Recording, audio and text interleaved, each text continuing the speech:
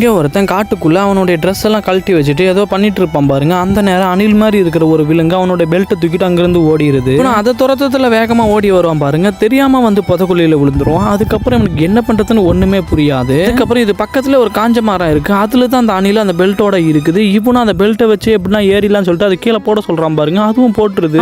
அவன் அந்த பெல்ட்டை எடுக்கலான்றதுக்குள்ள கொஞ்சம் கொஞ்சமா அந்த புதக்குழிக்குள்ள போயிட்டு இருக்கான். இதைய பார்த்து அந்த அணில் என்ன நினைச்சுன்னு தெரியல. சடனா என்ன பண்ணுனா மாட்டிக்கிற அந்த புதக்குழிக்கு நேரம் ஒரு கிளை போதுங்க. அந்த கிளைய போய் இந்த அணிலுக்கு அடிச்சு உடைக்க பாக்குது. இதை புரிஞ்சுக்கிறான் அந்த அணில் ஏதோ பண்ணுதுன்னு சொல்லிட்டு. அதுக்கப்புறம் அது இங்க வந்தோடனே அந்த கிளை கொஞ்சம் கீழே வருது. இவனுக்கு அந்த கிளை கிடைச்சோன்னா உடனே அதை எட்டி பிடிச்சி எப்படியாவது மேலே வந்துடலாம் சொல்லிட்டு ட்ரை பண்ணிட்டு இருக்கான். ஆனா அந்த அணில் அதுல இருந்ததை கவனிச்சுக்க மாட்டான். அது புதக்குழியில விழுந்துரும். அது இவனை காப்பாற்ற ட்ரை பண்ணி தான் அந்த குழிக்குள்ள விழுந்து அது தவிச்சிட்டு இருக்கும். ஆனா இவன் என்ன பண்ணுவானா அந்த கிளைய பிடிச்சி மேலே வந்து அந்த தரையில படுத்துட்டு இருப்பான். அந்த அணில் புதக்குழியில விழுந்தோன்னா இதோட ஜோடி இன்னொன்னு கத்த ஆரம்பிச்சிருது. இவனும் அதை கத்தனோன்னு என்ன பண்றதுன்னு தெரியாம மறுபடியும் அந்த புதக்குள்ள கையை விட்டு தேடுறான். எப்படியோ ஒரு வழியா அந்த அணில கண்டுபிடிச்சிடறான். கையில தூக்குனதுக்கு அப்புறம் நீ மட்டும் பெல்ட் எடுக்காம போயிருந்தா இப்ப இவ்வளவு பிரச்சனை ஆயிருக்குமான்னு சொல்லிட்டு அதுகிட்ட பேசிட்டு இருக்கான். நல்ல வேலை இதை அவன் காப்பாத்திட்டான். இல்லைன்னா அந்த அணிலுக்கு இருந்த மனசுக்குணும் இவனுக்கு இல்லைன்னு சொல்லிட்டு நம்ம ரொம்ப கடுப்பாயிருப்போம். வாழ்க்கையில இந்த அணில் மேலே தான் ஃபர்ஸ்ட் ஒரு தப்பை பண்ணானா அதுக்கப்புறம் அதை சரி பண்ணிடணும்.